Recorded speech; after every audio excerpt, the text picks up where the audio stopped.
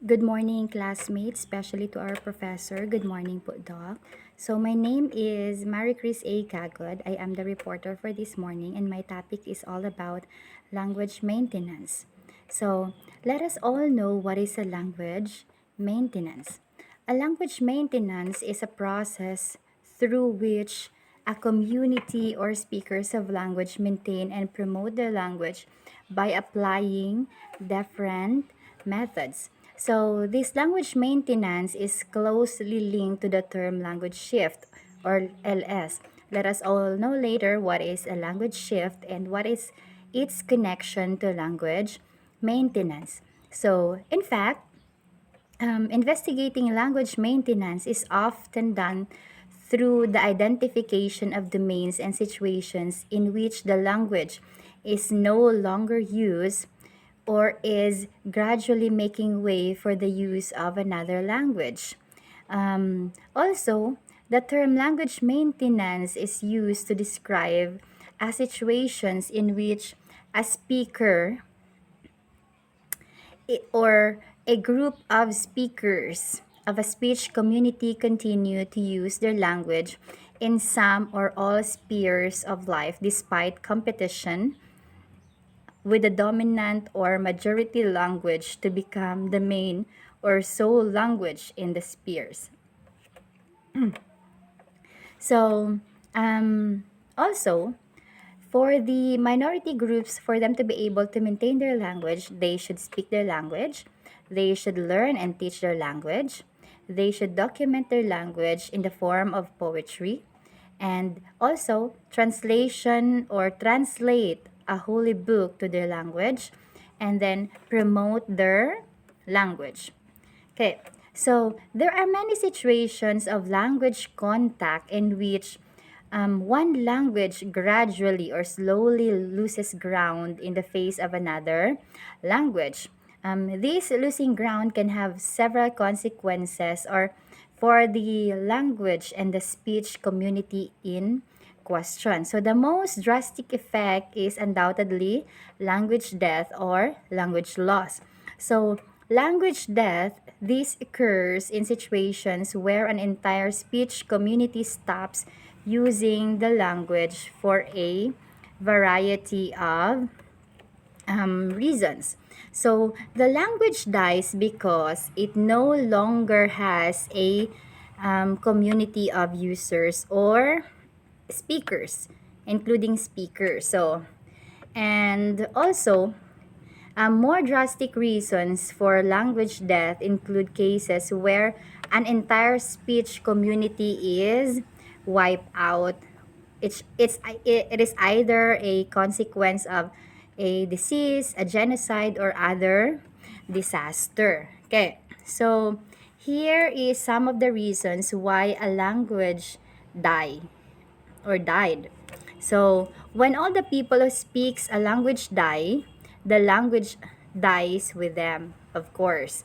So, when the spread of a majority group language into more and more domains, so there, the number of contexts in which individuals use the ethnic language diminishes. Okay.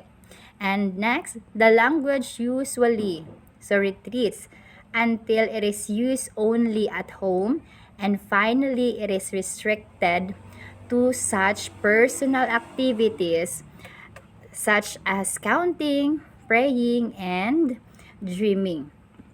And also,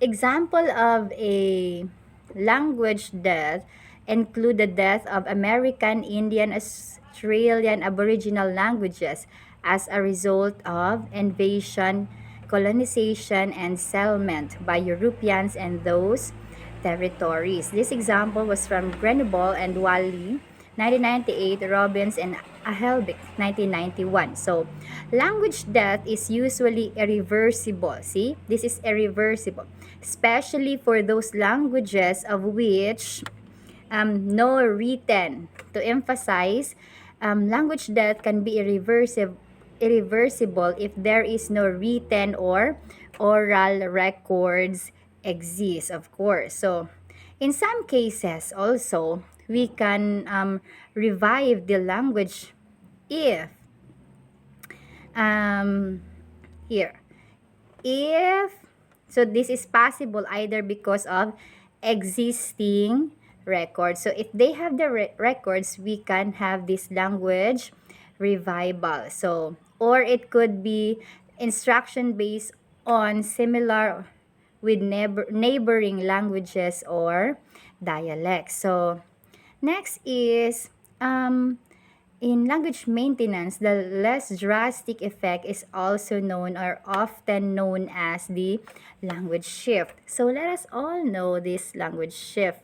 Okay, but before that, also here, the language revival, it is the attempt also to go back here, coming back here. So how can we revive the language? So, it is the attempt of the interested parties, individuals, cultures, or either the government to recover the spoken use of language. So, another term of language revival is also known as the language revitalization, as I have mentioned earlier. So, okay.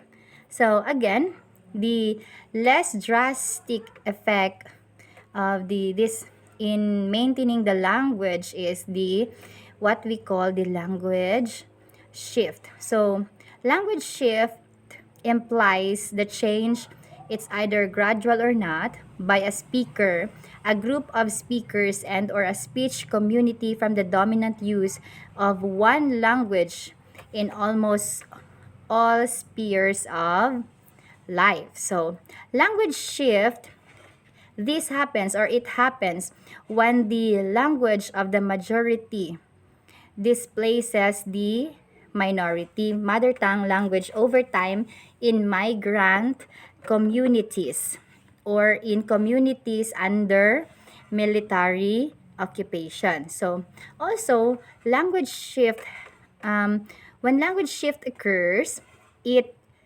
shifts most of the time towards the language of the dominant group, of course. So for example, in a certain place, this if the dominant language, if what is the dominant language there, that would be the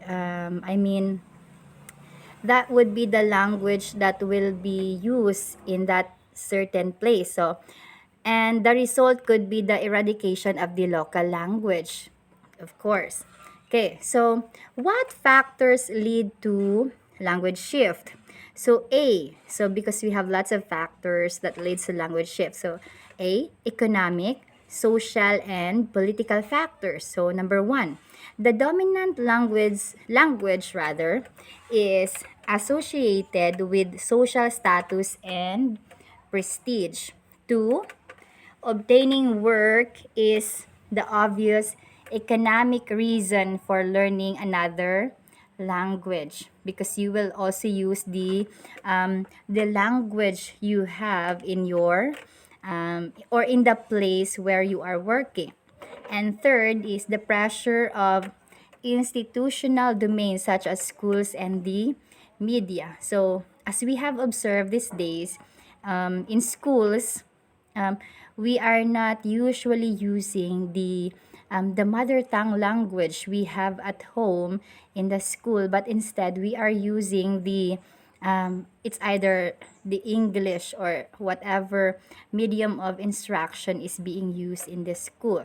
And also in the social media, um, most language use is English. Okay, so next, B, demographic factors. So language shift faster in urban areas than rural ones. Yes, this is very true. For example, a person, if he goes to the urban, so the language he will be using will be the language there, not the language he has or she has. So that may cause a language shift. So next is two, intermarriage between groups can accelerate language shift. Yes, very true. So next, letter C is the attitudes and values. So, attitudes and values can also lead to language shift. So, one, language shift is slower among communities where the minority language is highly valued. Therefore, when the language is seen as an important symbol of ethnic identity, it is generally maintained longer and vice versa.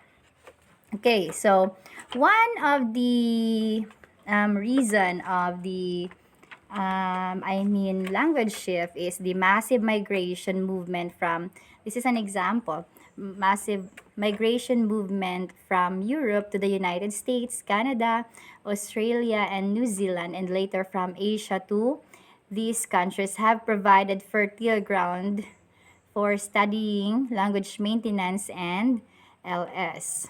Okay, so let us all know the language maintenance and language shift as cross and interdisciplinary fields of research. So, multidisciplinary and interdisciplinary enterprise involving and or bringing together the subdisciplines such as sociology, sociology of language, anthropology, in particular anthropological linguistics.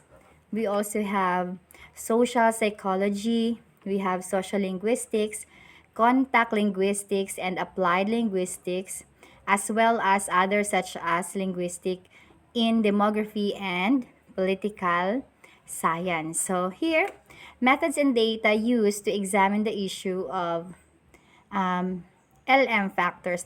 I'm sorry, that's not ML. That's LM factors, and to explore LM efforts. So one is this is used. These methods are used to know if the language are still maintained or the language has already shifted. So one is the census surveys. So these, which include questions about language use, language proficiency, or language choice, can provide useful data on LM and LS. So all those census data on language use can be a powerful tools in study of LM and LS. They can also be fraught with problems reducing their value and validity. So that was from Klein 1991. So Fasold 1984, Liberson 1967, Naldi 1989. So their main shortcomings include that they are almost always based on self-reports and self-assessment with people often overestimating or underestimating their usage patterns or practices. So furthermore, difficulties surrounding the interpretation of terms and words like language here. So see, the language, the home language, the mother tongue, and then language use. So these was the questions or in the census surveys are being asked in the person being interviewed, right? So what is your language? So the person may have this what do we call this one? Pagkalito po, yan.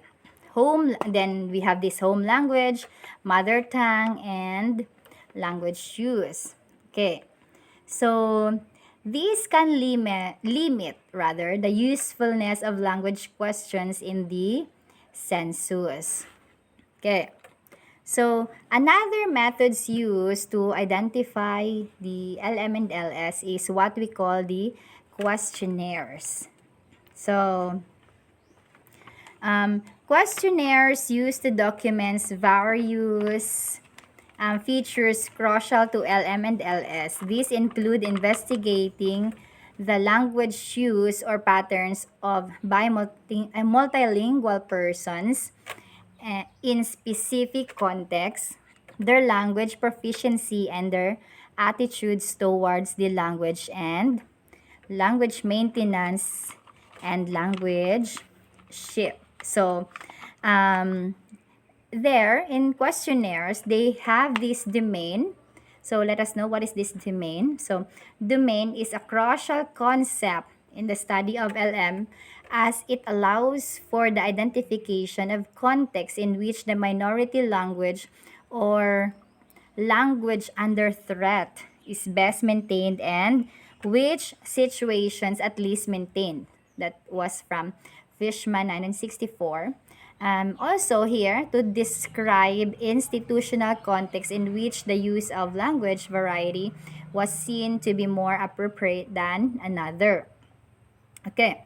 So next is typical domain. So this includes the family or home domain, the friendship domain, and the um, religious or church domain. So we have here an example. So each domain is made up of typical set of interlocutors. So who interact with each other in typical locales about typical topics. For example, so a normal a normal configuration for the work domain. So here in the work domain, and the religious or church domain. So each domain is, um, I mean, a normal configuration of the work domain would be colleagues, okay, or employees interacting with each other about work focus or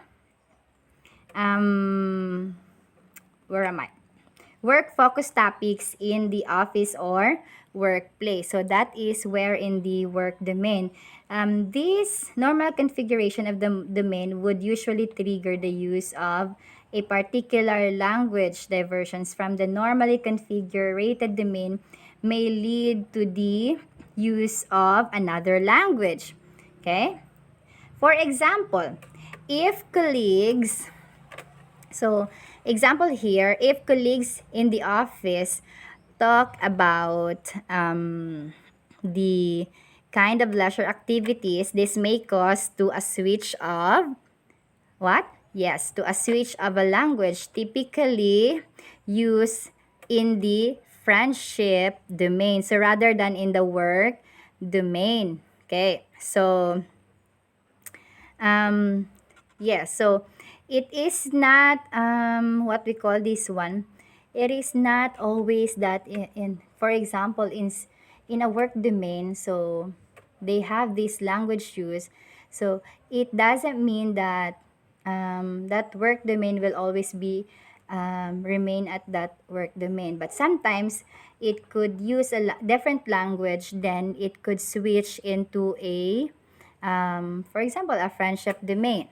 Okay, just like our example earlier. So, next, so here, language attitude also be also one of the reason why we have this language shift. So, for example, if a community or group believes it can maintain its group identity without its members, speaking the group ethnic language, then the prognosis for long-term LM is slim. But on the other hand, if they hold positive attitudes towards the importance and or relevance of the ethnic language as a marker of group identity, then the likelihood for LM is greater. Yes, of course. So, language maintenance can only be maintained if all the minority group will learn their language, and then of course they have to foster their language.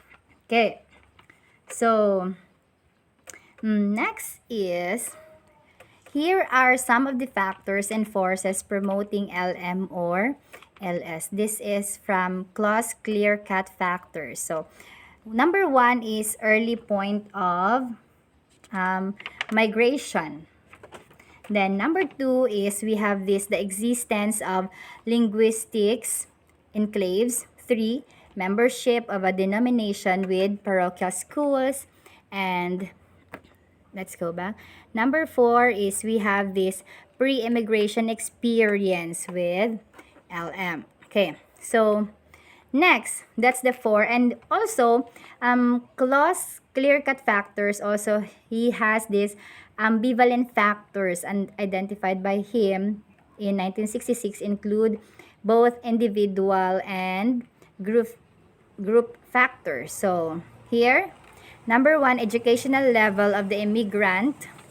A higher level of education could mean greater cultural and linguistic activity around the minority language, but it could also mean greater ease of integration into the minority group because of lesser difficulties with language and educational barriers. Two, um, numerical strength of the group, large groups may be better placed and engaged in LM efforts. However, if they are very large and dispersed, they may not be a sense of community, which may hamper LM efforts. Then third, we have this linguistic and cultural similarity with the dominant group. Linguistically and culturally similar groups may have more difficulty preserving their linguistic and cultural identity because of the relative ease of integration with the dominant group. However, the ease of integration may mean that they have more time to devote to LM. Number four, attitude of the dominant or majority group towards the language and or group. Although a positive and supportive attitude of the majority is generally found to give minority groups more chances, yes, at LM. So this is also evidence that some groups are moved to greater LM efforts in the context of suppression and even persecution. So lastly, sociocultural characteristics of the group. Claus introduced this factor to alert to other interethnic differences in LM not explained by the above. Okay, so um, here in um, the ambivalent factors identified by um who is this person again, identified by Claus rather. So this one has been tested. So this giving the chance to the minority groups to at least maintain their language so that they could not experience language death. So how can we reverse a language shift or reversing language shift? So we have stages of reversing language shift. So severity of intergenerational dislocation. So before we read the stages, note that the sish refers to minority language, and then the yish rather, refers to the minority language. So let's start reading from bottom up. Okay, so one RLS to attain the glossia, assuming prior agilical clarification. So reconstructing SISH and adult acquisition of XSL. And then cultural interaction in SISH, primarily involving the community-based older generation. And then the intergenerational and demographically concentrated family neighborhood, the basis of mother tongue transmission. Then we have these schools for literacy acquisition for the old and for the young, and not in lieu of compulsory education. And then we have the 5 to 1. So in these stages, so here in the stages 4 to 1, these represent an increasing level of power sharing of the minority language with the majority language. So within an applied linguistics framework, it is the field of language policy and language planning, which focuses on this pursuit pursuit by ethno-linguistics minorities. So also, in stages 8 to 5 are more likely to be undertaken without majority involving or assistance, although they can, of course, be part of official language policies. For example, um, the protection of endangered languages. So, in stages 8, in stage 8, it is needed when language death has occurred or when LS is complete. So we are going to have this reconstructing SISH. So earlier, SISH is what we called here, the refers to the minority group language. So we have to reconstruct the minority group language and adult acquisition of the X um, SL. Okay, so in the case of language death, it may be necessary to reconstruct the language from available sources. So, in some cases, by borrowing from related languages. So, that was from Dorian, 1988. So, the role of linguist and um, applied linguist is quite substantial in these stages. So, they often undertake the linguistic reconstruction of a language as well as a device material to reintroduce the language, because language that already happens or happened, so we have or they have to reintroduce and then reconstruct and then reintroduce the language as well as reintroduce the language rather, if the situation is one of complete LS. See, if complete LS, which means complete language shift, already the minority group has already have already shift their language into a different language, with the language still being used elsewhere, it may be possible to revive its use by importing specialist resources. So, it's both speakers and materials. As I have mentioned earlier, a language can be revived if there is um, a written examples of it, reports or anything, as long as they have these evidences. Okay, so maybe possible to revive by using, as I have said, specialist resources. Okay, so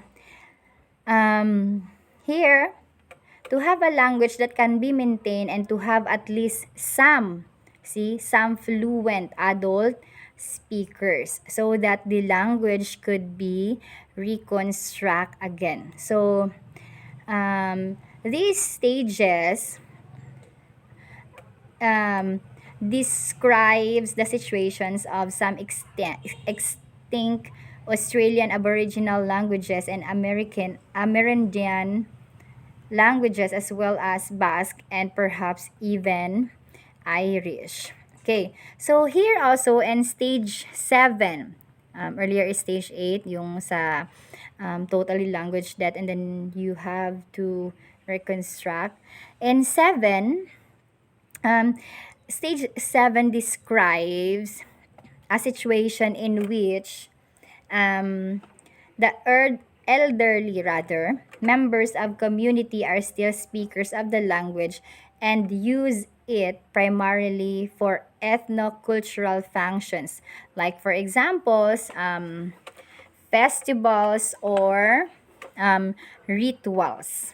Okay, so in stage 6, this describes the most crucial stage in the language maintenance process, or the process of reversing language shift. So, the reinforcement of the language in the home, the family, the neighborhood, and the community. So, Fishman is joined by the majority of LM scholars in identifying these domains or sites as constituting the linchpin for LM without continued language use in these domains further stages. So, in stages 5 to 1, there, I'm sorry, I have the wrong number. We have 4 here. So, that's 5 to 1.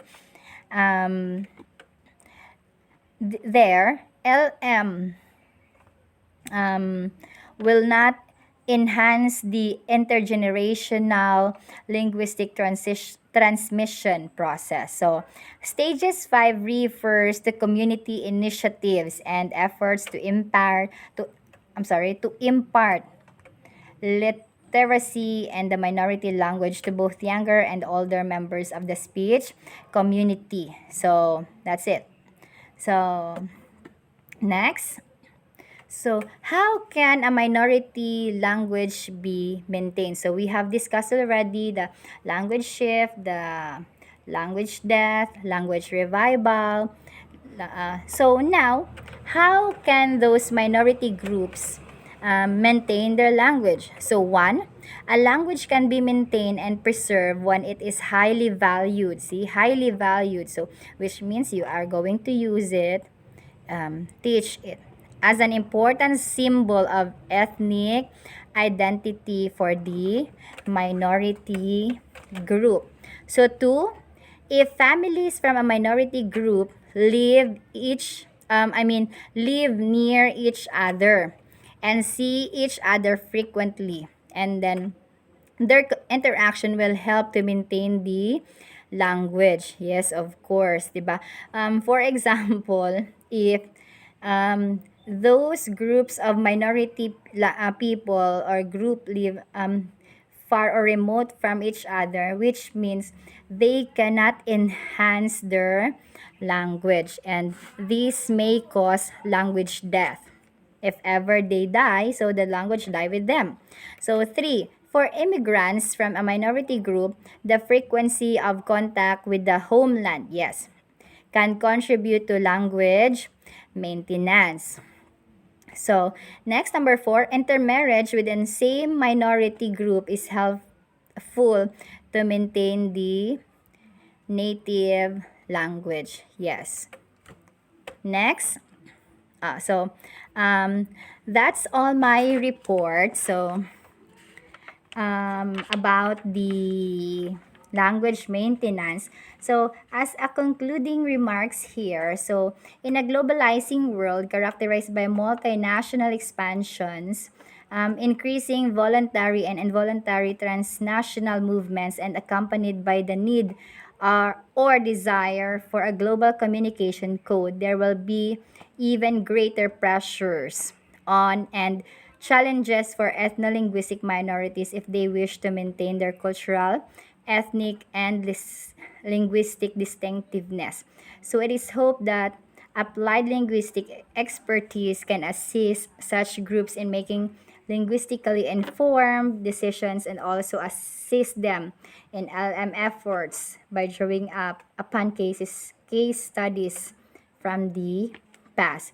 So, for me, for us to be able, especially for those minority groups, for them to be able to maintain their language there, so they have to teach their language, of course, and they have to write their language. For example, as I have mentioned earlier, they have to put this into poetry, or they can translate their Bible into their language so that it could be a what do we call this one, as an evidence if ever their language dies. And then maybe that is why we have this, just to insert rather, that maybe that is why we have this mother tongue base in schools, perhaps to revive all the, or to to revive the language we have. That is just for me. So that is all about my report, and thank you for listening, and God bless.